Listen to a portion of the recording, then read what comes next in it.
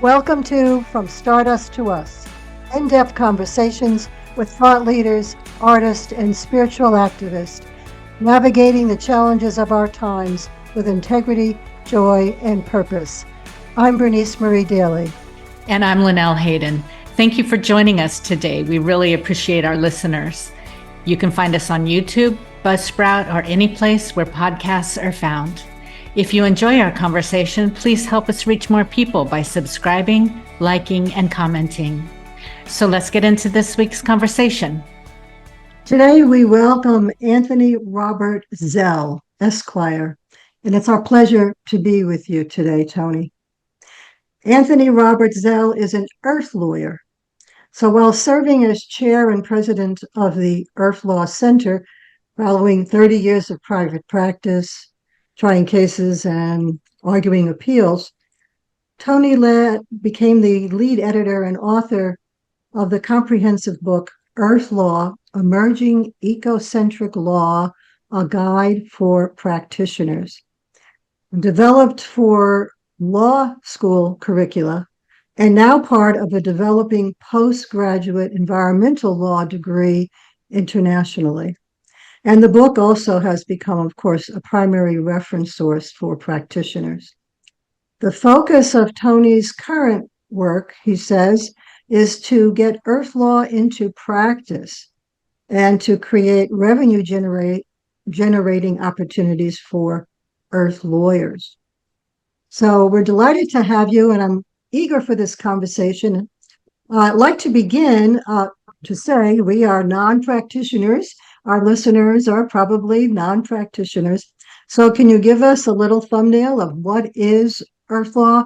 And I'd be very intrigued to know sort of how you got into this. Well, thank you, Bernice, very much, and Linnell. Gratitude is my energy, and I want to share that with you all for asking.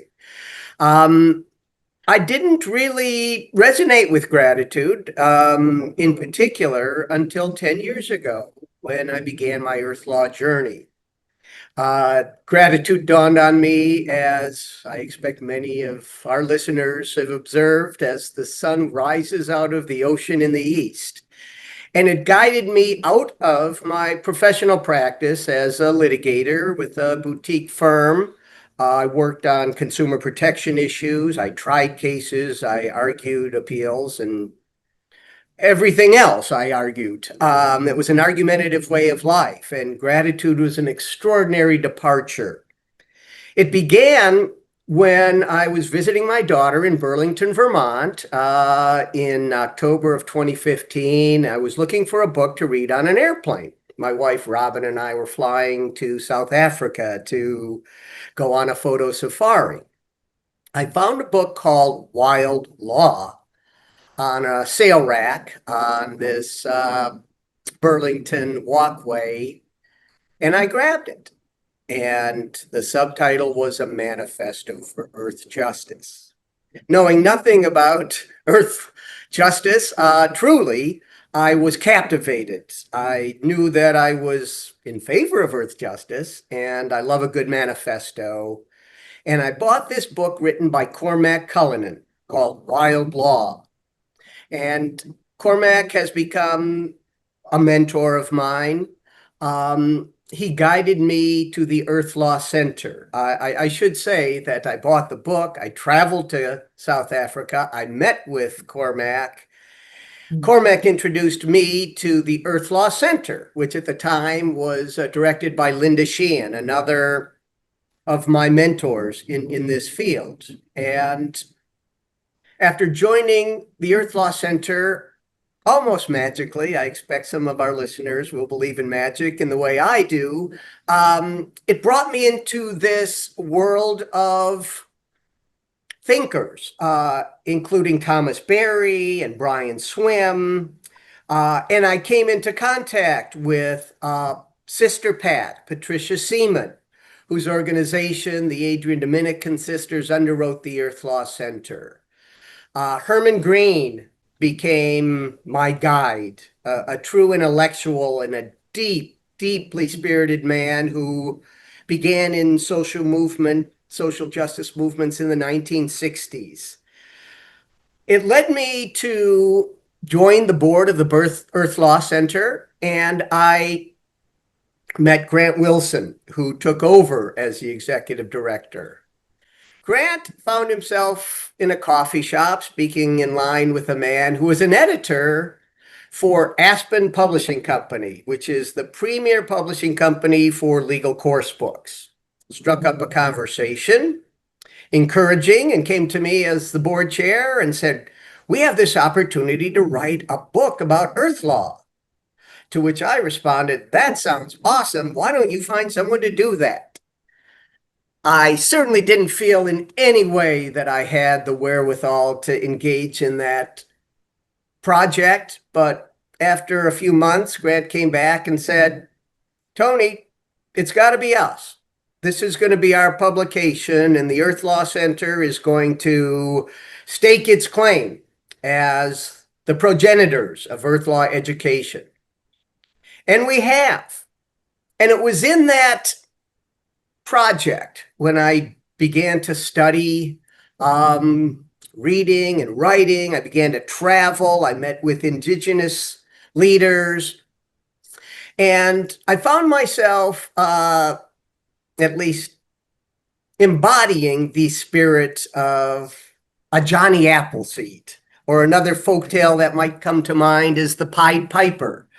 It was extraordinary how many people offered to contribute their time to this book.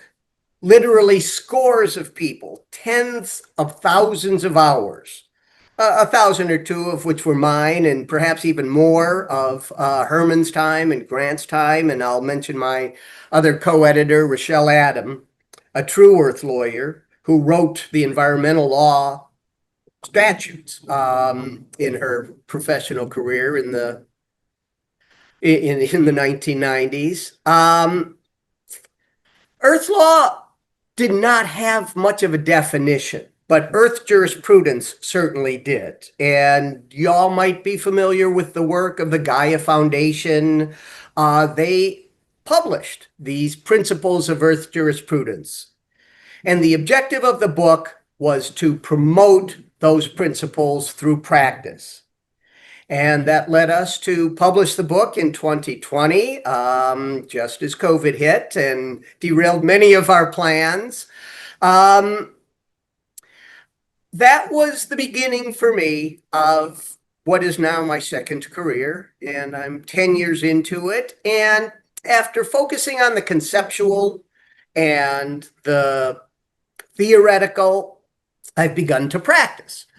And I'm happy to share some practice opportunities that I've engaged with. I represent the Connecticut River in a power plant relicensing matter.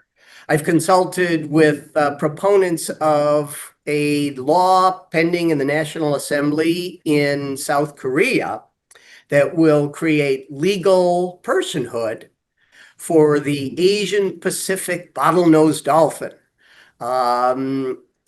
I've started this practice, and it's both encouraging and discouraging. Very encouraging because of the subject matter, very discouraging because of the legal systems in which the United States lawyers work, and really global legal systems must be transformed.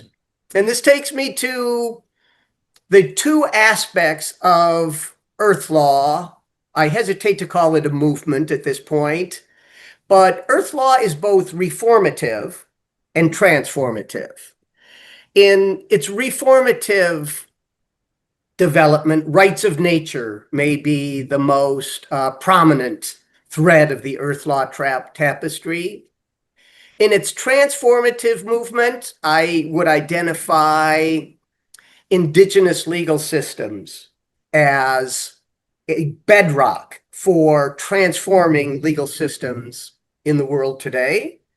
I'm not suggesting that we can simply transplant Indigenous legal systems that arose over thousands of years and worked very well up until the age of colonial conquest, but they can be adapted to work within the contemporary societies in which we live to create new legal frameworks that will better protect future generations and the whole Earth community.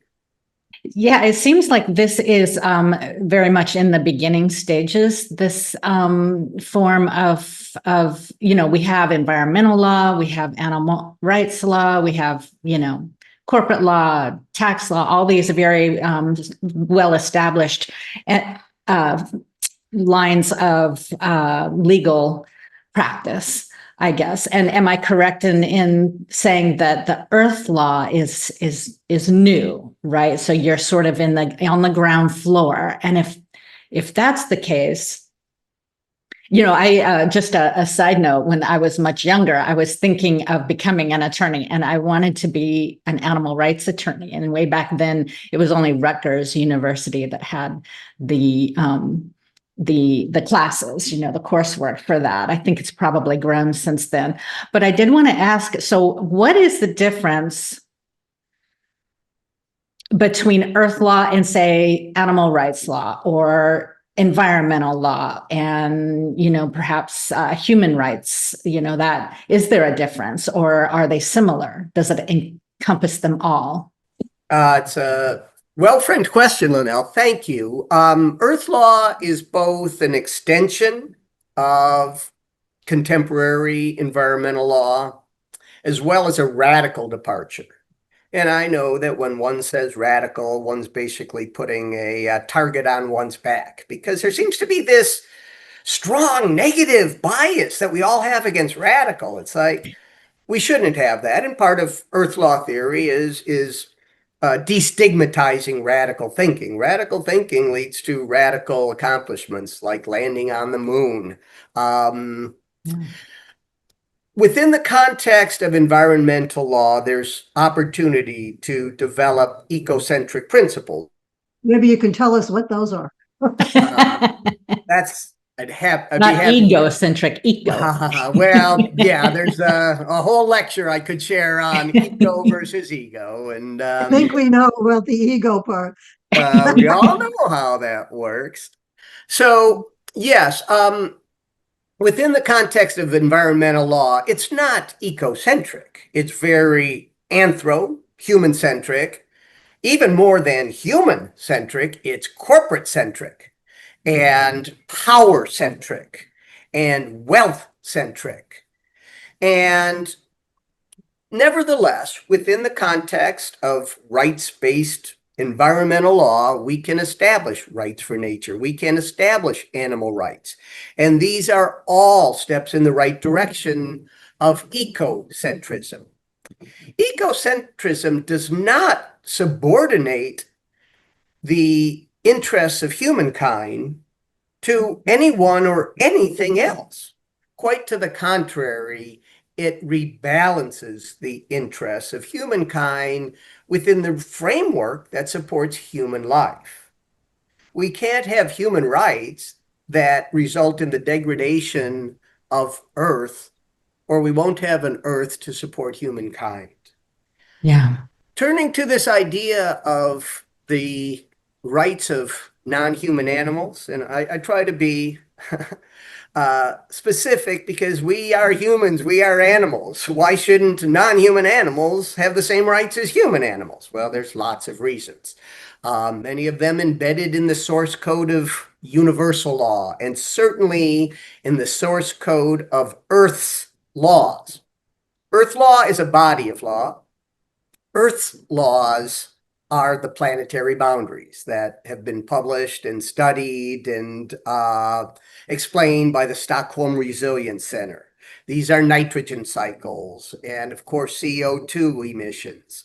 These are truly the laws of geophysics and biochemistry, which we must live by. And contemporary law, environmental law in particular, is completely divorced from the scientific planetary boundaries. It's truly mind-boggling to imagine a legal system as divorced as it is from the source of all law, gravity, growth. But Earth Law is reinforcing this opposition to anthropocentric law that disregards planetary boundaries. Yeah, I follow non-human rights projects quite closely. There seems to be a real aversion to non-human animal rights, as opposed to environmental rights. I think that's an easier pill to swallow because we do need a natural environment in which to live. It's this interconnectedness. Non-Human Rights Project was a focus of a chapter in our Earth Law course book. And Kevin Schneider is a friend of mine. And Kevin and I have had a number of conversations publicly explaining why it didn't succeed as well as expected. And we've come to conclude that it's a pretty simple answer. The legal efforts to codify non-human animal rights specific to an individual member of simian species, for example, or cetacean species, all of those legal decisions were based on the law, on precedent. And regrettably, our dispensers of law, our judges and justices, are confined by the law to the detriment of justice. We've often concluded our conversations, Kevin and I, recognizing that if only judges would adhere more strongly to their oaths, their pledges, their commitments to justice, they would recognize that when justice and law are not commensurately applied, where the law is the governor and justice is in the passenger seat, we will suffer through legal decision-making. Legal decision-making cannot continue to rely as heavily as it does on precedent, which of course isn't going to help us solve unprecedented problems. Oh, that's so powerful. Wow. Right. That's Right. very powerful. Go ahead, Bernice. So, so this is a mind blowing concepts here, and how to change our minds about all of this. How to think differently. This is reminding me that before the Earth Law, kind of even animal rights, environmental law, or maybe at the same time, there was this conversations going on about deep ecology, eco-spirituality, ecofeminism, the Gaian principle. I don't know, am I right to think that they were sort of forerunners of Earth Law? And they have sort of mixed in their views a kind of non-realistic and kind of spiritual orientation, and a sort of the piece that, in a way you're saying we're still missing is not going on just what humans have decided is the way to interpret it, and that's the way it is. So how do we get this, do we need this kind of spiritual piece of some sort? I am reminded you mentioned Thomas Berry in your opening comment, and I love what I consider his motto, if you will. We are a community of subjects, not a collection of objects. How do we move if this is going forward, and our survival and many species survival is at stake? I'd just like to, whatever comments you may have about that, I'd love to hear your thoughts. Well, thank you, Bernice. And Thomas Berry is, I like to think, a spirit that I have physically witnessed in the form of a butterfly. Also is a bee crawling around inside a flower collecting pollen. It's remarkable how deeply his thinking and his spirituality have affected me. Wonderful. Wonderful. Thank you for sharing. And the deep ecology movement likewise has inspired me in a contemplative way that has really opened my mind. You use the term mind-blowing, and I like that term. Um, there are movements based on deep ecology and animal rights and eco-spirituality, ecofeminism. We've spoken about Gaia and the Gaia Foundation and the Gaia hypotheses. And these are all structural elements of the framework of emerging ecocentric law. Earth law is not a movement yet.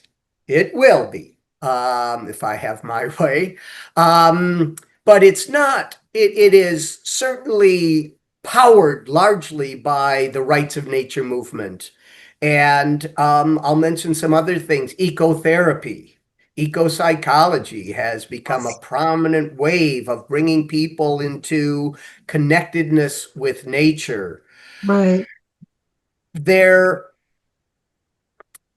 are these principles of earth jurisprudence, reciprocity, relationality, respect, that are the source code.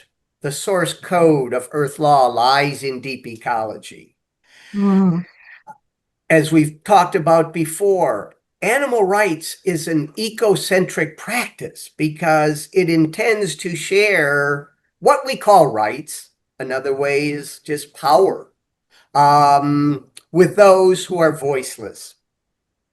And if there is anything that earth lawyers can attach them to readily and globally, it's giving the voice to the voiceless, whether it's non-human nature, whether it's oppressed humankind, whether it's an ocean or a river being or a forest, or an individual member of a species. It's very different within the developing rights of nature law. What rights would a species have? And what rights might an individual of that species have?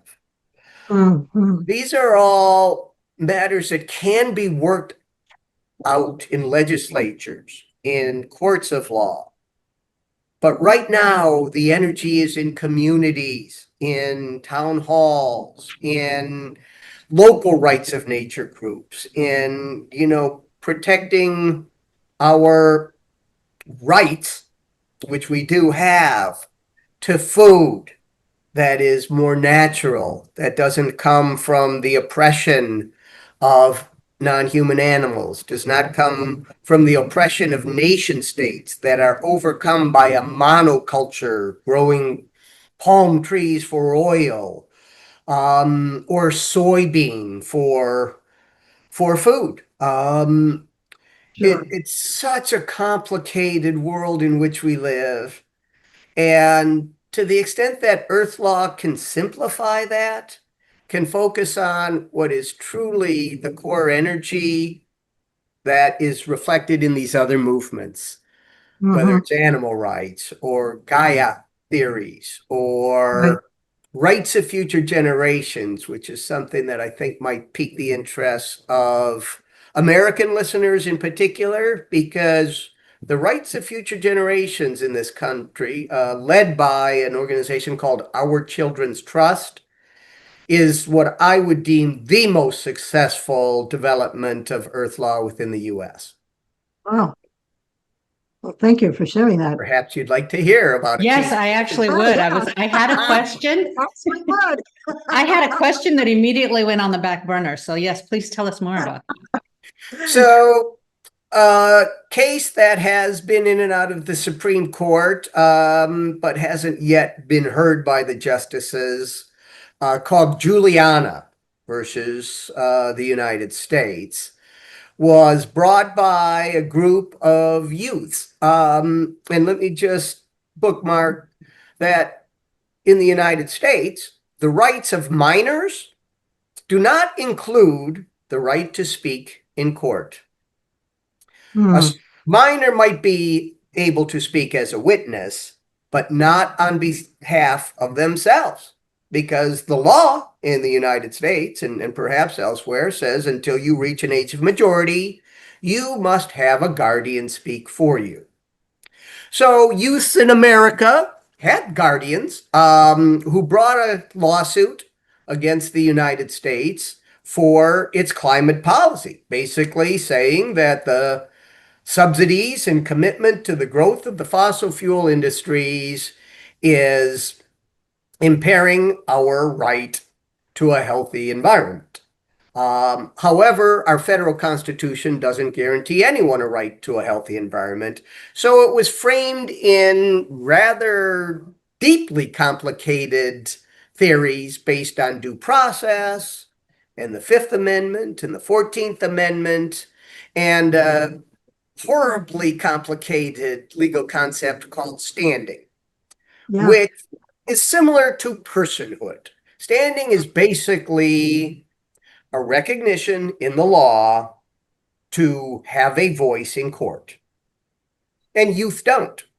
And for much of United States history, neither did people of color, neither did women. And I'll digress for a moment to mention the seminal work of Christopher Stone, a lawyer who wrote a book, Should Trees Have Standing?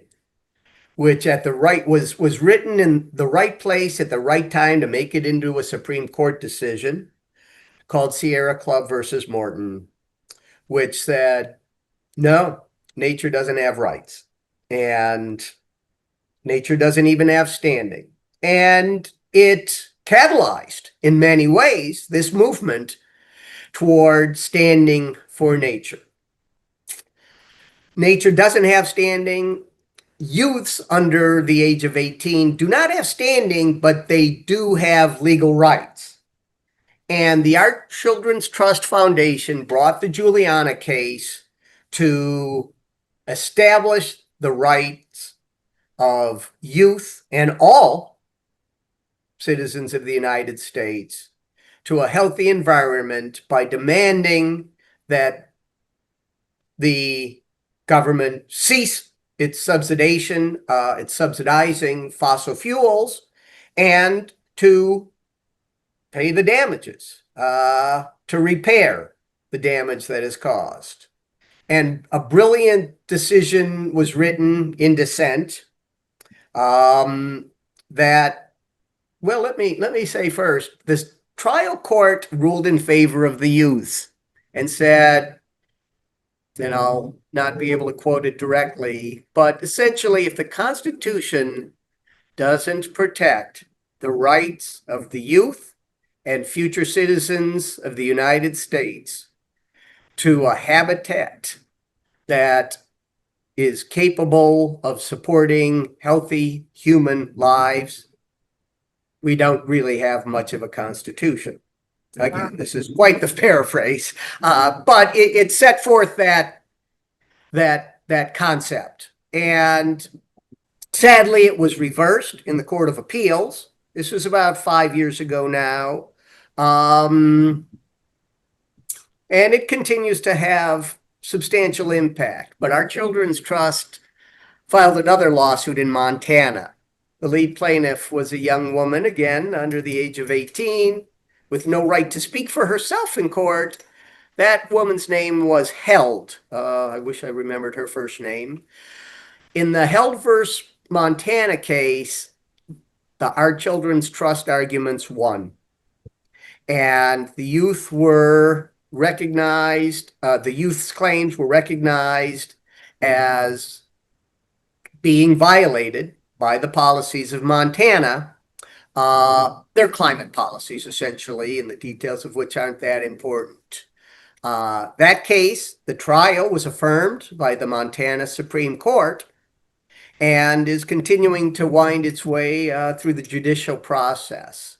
But in the Keld case, based on the Montana Constitution, which guarantees the citizens of Montana to a healthy environment, the court said that the Montana climate policy violated that right and would have to be completely rewritten.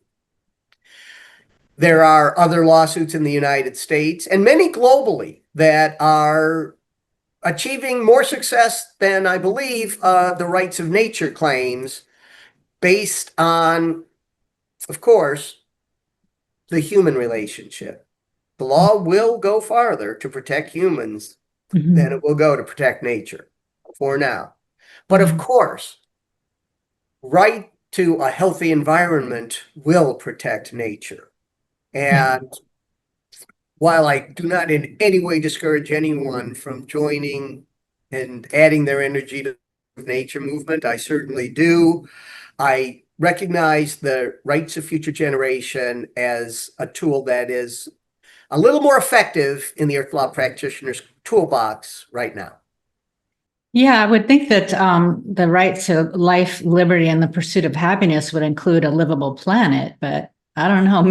Maybe I'm just grasping at straws. No, you are right on. It is life, liberty, and property. So let me just share a little bit about the obstacles to the development of earth law. There's threshold obstacles that we detail in the book, and one of them is standing, eco-legal personhood.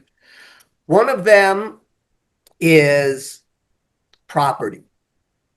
And property and property ownership by human beings and human proxies is the part of the bedrock of law globally. National laws, state laws, provincial laws. Property is bedrock, and the ownership of property is paramount. And as long as we consider, well, I was going to say all that is non-human, but sadly, human trafficking continues and humans are treated as property as well, in violation of the law, of course. But it reflects the depth of our commitment to a belief in property ownership. This is so different from indigenous world ways, in which ownership was simply not imaginable. The core belief was that property, in the physical sense, was a responsibility for humankind to care for and maintain for future generations. And while I am far from a theologian, religion in the West in particular is largely based on this concept that humankind's responsibility for the natural world is the primary obligation of this concept of dominion. It wasn't ownership. That concept didn't arise in ancient times, in prehistorical times, certainly, but even in pre-biblical times. Ownership was somewhat of a foreign concept, but responsibility was the core of the relationship between humankind and property. Not quite sure where I digressed. Oh, through these threshold challenges to the development of Earth law. You've mentioned the public trust doctrine in some of the information or questions you shared might be interesting topics. And the public trust doctrine, I'll identify another mentor of mine, Mary Christina Wood, who is developed this concept of public trust that has spawned the Juliana case, the whole Our Children's Trust Foundation, and a body of law called atmospheric trust litigation. This gets a little technical, but of course we can edit as we choose. But so the public trust doctrine is one of the first evolutions of property law that arose in Roman times. And the Roman Empire recognized a duty to the Roman citizens of this burgeoning empire to care for the water of the empire. The trust, a trust relationship has a few components. The trustee, that is the party that's responsible to the beneficiaries, who are those for whom the trust race. It's spelled RES, but that simply means thing. That is the thing that is held in trust by the trustee, the sovereign for the benefit of the beneficiaries, the humans. And the public trust doctrine led to the construction of aqueducts that are still visible. 2,000, 1,500-year-old aqueducts are still visible throughout Europe. As a result, these are the structural, physical results of this public trust doctrine. Mary Christina Wood asked this question: what if there were a public trust for the atmosphere, for the air we breathe? What law would we need to create that trust relationship so that the sovereigns were responsible for the air we breathe? And that gave rise to the public trust doctrine's current form in this context of atmospheric trust litigation. And if our sovereign nations are not willing to assume that responsibility to protect the air we breathe, the water we drink, we won't be able to depend on our sovereign nations for clean air and clean water.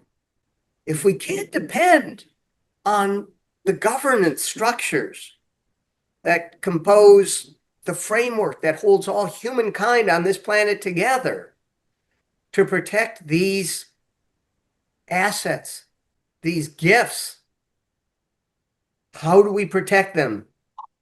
That's what atmospheric trust litigation is all about. I'm going to mention the work of several collaborators. First, I'll mention Catherine Haas, Kat as she go by, who's the executive director of the Eco-Jurisprudent Monitor.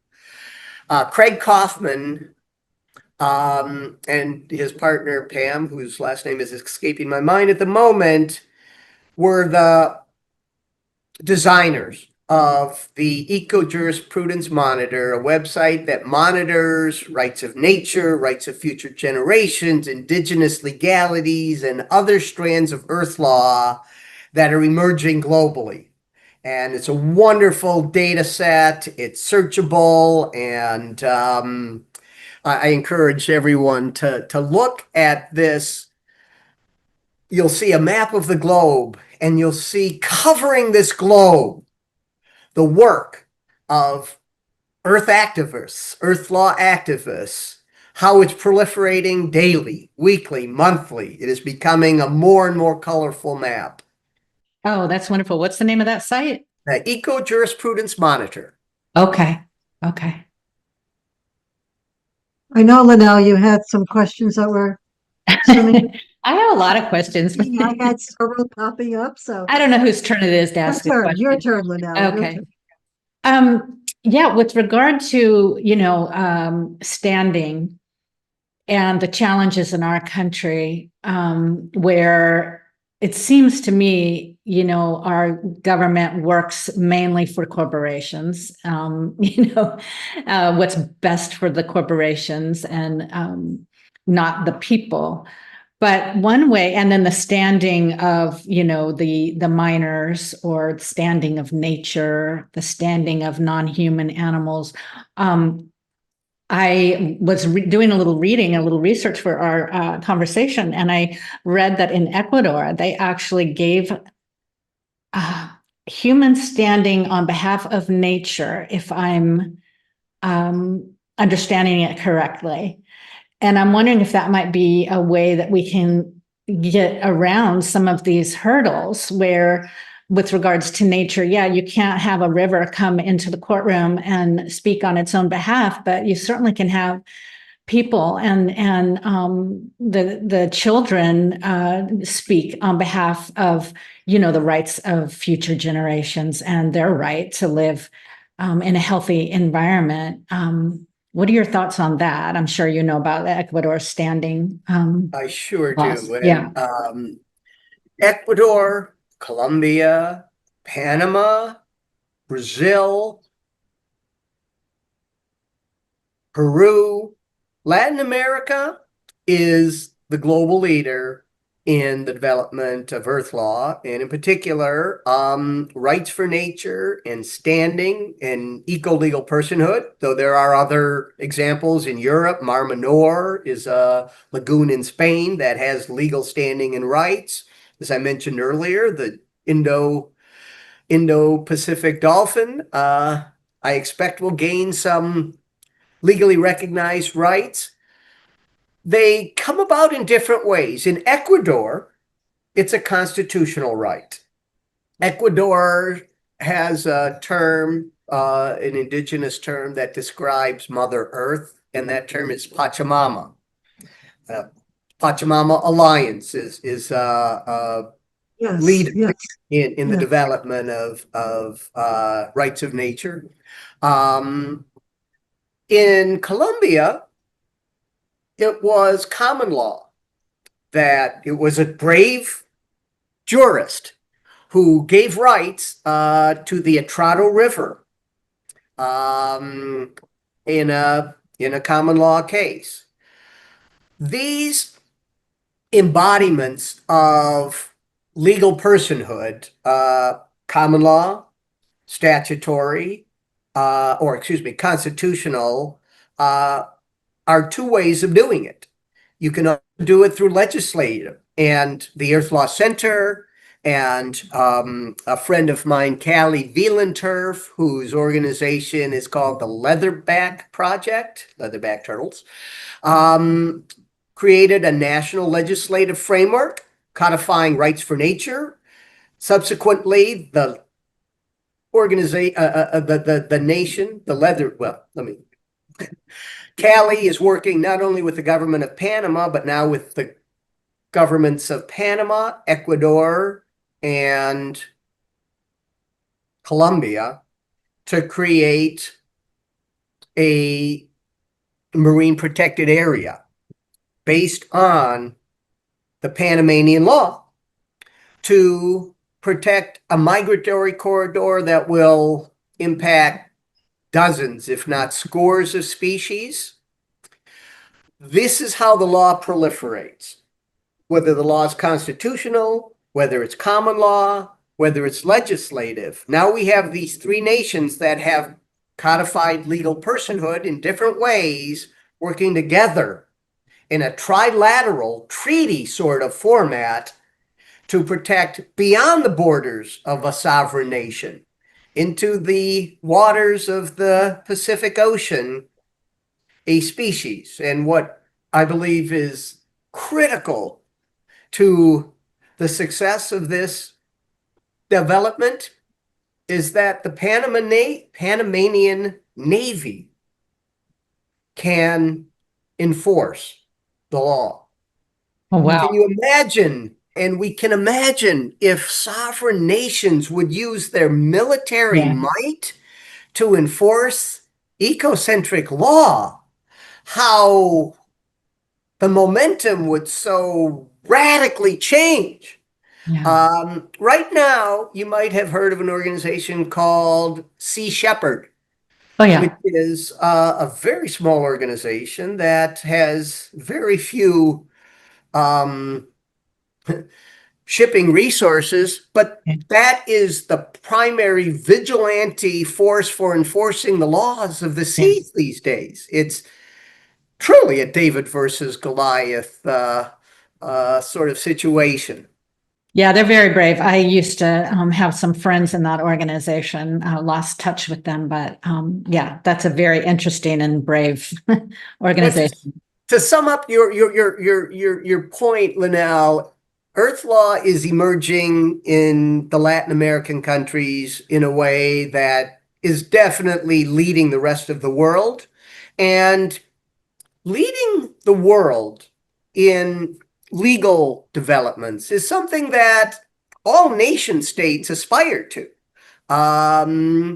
They want to be seen as leaders, and especially when it comes to something as important as the ongoing life support systems of the planet as a whole.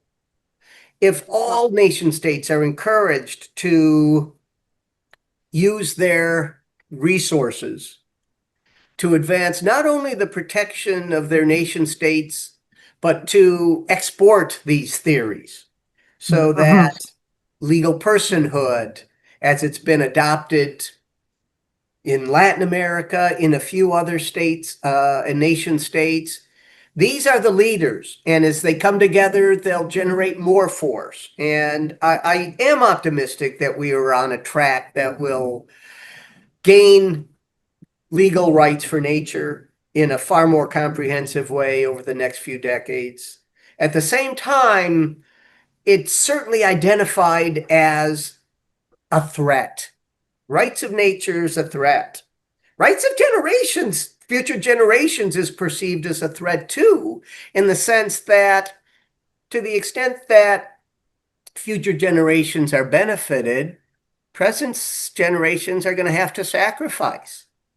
Um, Yeah. and Not we don't like exactly. to do that as human beings, but Yeah. as corporate beings, we absolutely are legally prohibited from sacrificing financial benefit for our shareholders. That's Wow. against the law.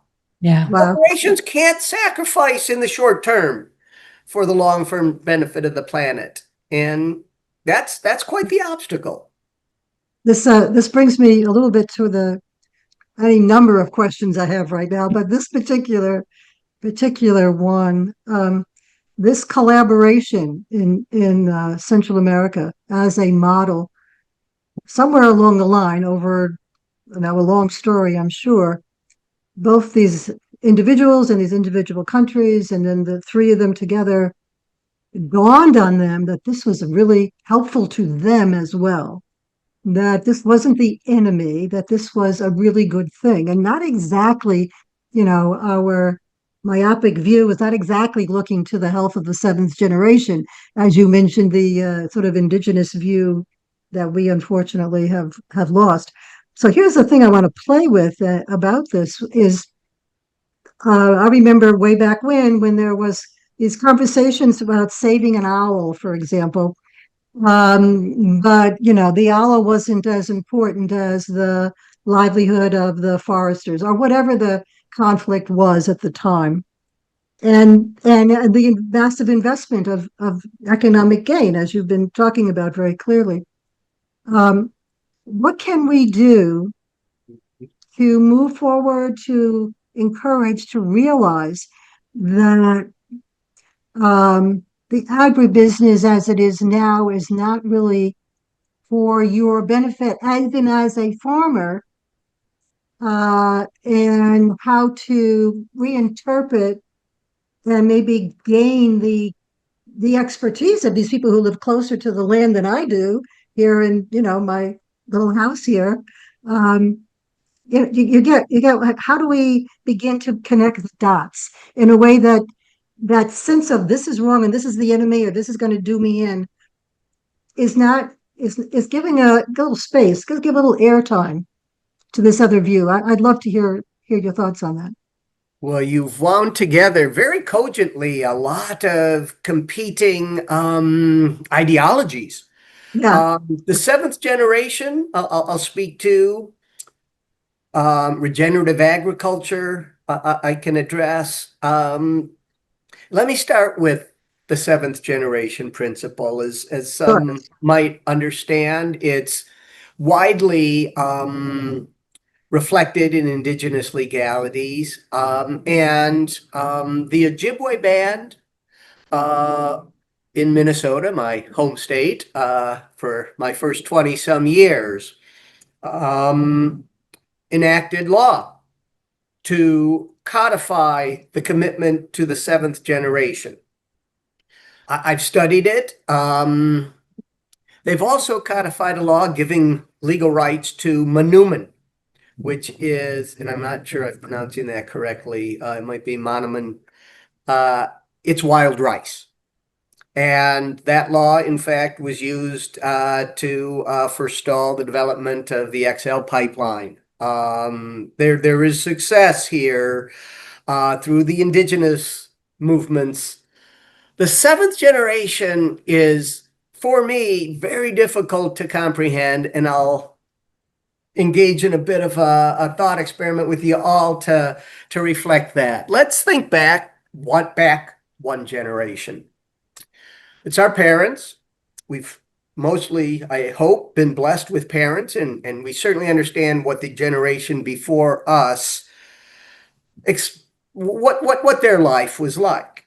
And grandparents, many of us have had the blessing of grandparents and could speak with them and hear about their lives directly, but we certainly could understand many grandparents are alive. Some of us even had the benefit of great-grandparents to directly share life experience. Great-great-grandparents, I think, are pretty rare, and that's only 4 generations. Now let's go back 5, 6, and 7, and what do we really sense or feel or know? Just maybe what we've read or studied. It's extraordinarily difficult to even trace back 7 generations. Looking forward, you've used this term, Bernice, is mind-blowing. Yes, I have children. I'm living in my children's generation. I know what I think is good for that generation. I'm not yet blessed with grandchildren. Perhaps I will one day, but I certainly can imagine the need to share with that generation what I have and to think about protecting that generation. We live in a day of accelerating pace of intergenerational development. What might we even imagine the world will look like 7 generations from now? I don't know. And perhaps if I were embedded with thousands of years of indigenous life, if I had lived that life that committed itself to protecting the 7th generation, I could explain what that means. I can't. But what I can say is that we all must think ahead as far as we can when we consider actions that might impact the earth in a way that those future generations will not have the benefit of the beauty, of the aesthetics, of the spirit, of the communication channels, of the ways in which the earth embodies humankind and humankind embodies the 4 billion years of Earth's histories and the 13 billion years of the history of the universe. Right. Yeah, you're right. It's hard to comprehend. I look at it as not doing anything irreparable, right? Which is almost all we're doing right now, which is destroying things beyond being able to repair or bring back to its natural state. And to me, in order for us to make that shift, we need a shift in consciousness and spirituality, almost, to be able to, for the judges to untether themselves from precedent and move more towards justice. For us, we have to get rid of this Cartesian sort of worldview where everything's separate, everything's mechanics, and but we're interdependent, and what humans do is going to affect literally everything. And so I didn't have a question. I'm just reflecting. I'm just reflecting on that. And I guess my question would be is, these shifts can come very quickly. I'll just tell a quick story. When I was involved in animal rights was at the height of people trying to get elephants out of circuses a few years back. And there was no chance that Ringling was going to do that. No chance. And then I woke up one day and all of a sudden the elephants were out of Ringling circuses. So it can happen in, a flash. So that gives me hope when I think that things are looking really dire. And I'm wondering what might give you hope. What do you see happening in your world? Well, thanks, Linnell. That's a really insightful question. At least the way I'm hearing it, it's creating this opportunity for insight. I'm grateful for the way you framed it. And remarkably, it leads me to my theory of change. This is something that has worked for me for the last 5 or 6 years. And it's 4 words: consciousness altering systemic change. Why altering individuals' consciousness, we will drive systemic change. And Earth law is very much embedded in systems thinking. And it's very much embedded in consciousness altering. It's up to each one of us to reflect, to find the energy, to find the spirits in the universe. For me, it was gratitude, as I mentioned earlier. I just, when I'm as down as I can possibly be, I can still find things to be grateful for. You mentioned hope, and I'm exploring a new theory. Not so far, not getting great feedback, but I'll keep pursuing this. And perhaps it's the terminology, but I describe the theory of radical hopelessness. And I mean, that sounds horrible.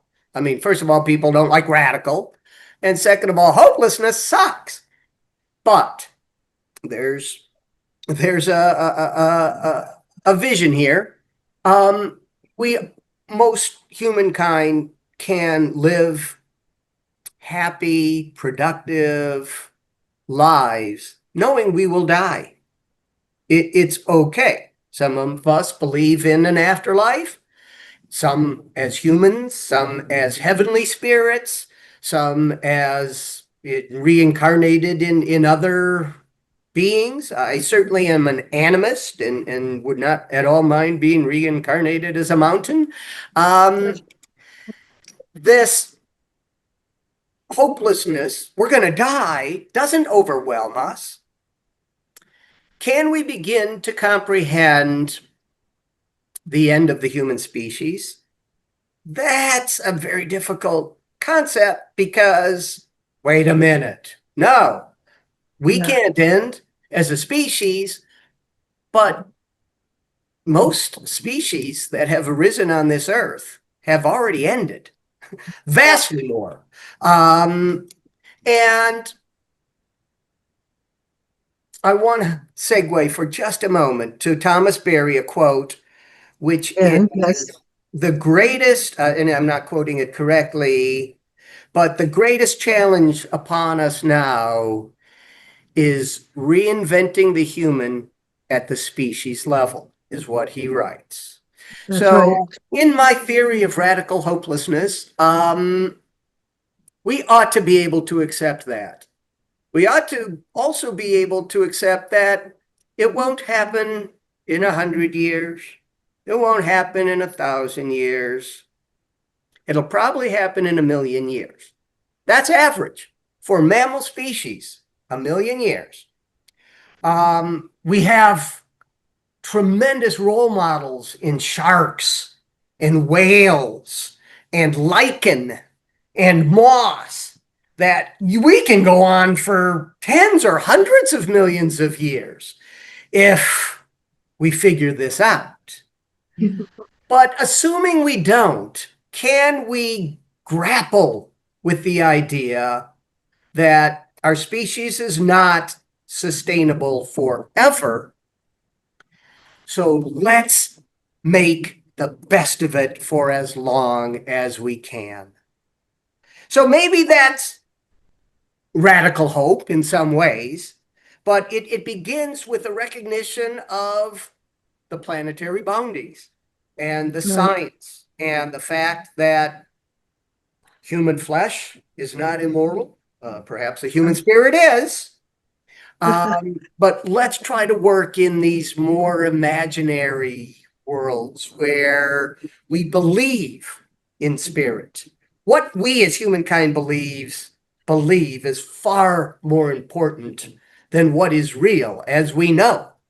The climate crisis exists. Yet, if one is a climate denier, that must be very important to the way one lives. That belief is more important to the way one lives than the fact that, yes, there is ongoing climate change. Again, I don't know if that theory is going to ever be a guide for me in the way that consciousness altering systemic change is a guide. And that's Right. where I want to stand firmly. Explore new consciousness. We write in the book about the Achuar, I believe, or perhaps the Quiche culture in Ecuador and Colombia and Peru, where ayahuasca ceremony is a part of the culture Right. to see the world through a different mind's eye. Right. Um, this type of consciousness, of course, can occur through meditation, Right. through trauma, but consciousness can be altered, and that's the primary driver for systemic change. Thank you. Thank you. Thank you so much, Tony. With all of this and many more questions now, we're just going to have to invite you back for another round. I want to thank you so much. Both of us want to thank you so much for your sharing and your heart and your commitment. Um, I know you have a new course that's starting with Deep Time Network called the New Law. What's it called? New Earth Law? Is that the correct title? And we're calling it, thank you, Bernice, for the plug. We call it Oh, Earth Law for All. Earth Law is not just for lawyers any more than the Ten Commandments is just for lawyers. The law affects us all. We can all be catalysts in changing the law. This course will be 12 weeks starting in September, and we will curate this course to the extent we can around the constituency.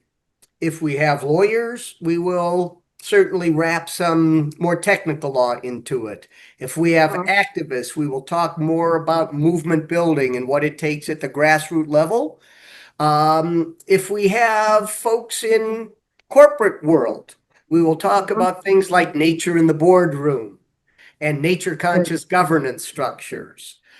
The Earth Law for All course is going to be starting in September, running through November. It's once a week. There'll be live sessions. There'll be asynchronous availability.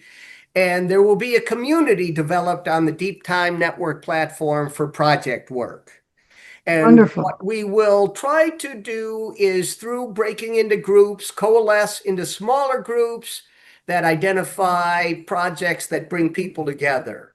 And maybe it's a rights of nature ordinance or a watershed protection strategy for your town's watershed. Or Right, maybe it will be protecting the species in your region that needs specific protection. Or maybe it will be about education and bringing the concepts of Earth Law into grade schools or right, middle right, schools or high schools. right. What we will seek to do is proliferate this. I've said it's not a movement yet, but it will become one, and we are movement building, and that will be Yeah, the you're core, you're objective of the course. you're working on it, that's for sure. So that's the Earth Law for All, which is going to be hosted by Deep Time Network. If people want to get in touch with you, Tony, would you like to leave a website or particular I'd be contact happy to. information? If you email info at earthlawpractice.com. Wonderful. That will make it into my hands. All right. Thank you. Well, thank you guys. I am so grateful. I'm going to gush for a minute. I'm sorry, I have to. It's been That's a great. That's great. really busy week for me. I've done some information sessions. I've written for some briefs for the Connecticut River. And really this morning, I just started to prepare to speak with you, hoping it would turn out as enriching as it has. And Wonderful. thank you Thank you. for inviting me. Oh, wow, our pleasure. I wonder if you were able in the busyness of the day to select a particular quote that you might like to share. Did you get to do that, or that wasn't Oh, part of the deal? Or the Thomas Berry quote. I have one, and I'm going to take a moment and pull it up Sure, here. that would be great. Thank you so much. I'm actually going to go with Aldo Leopold. Okay.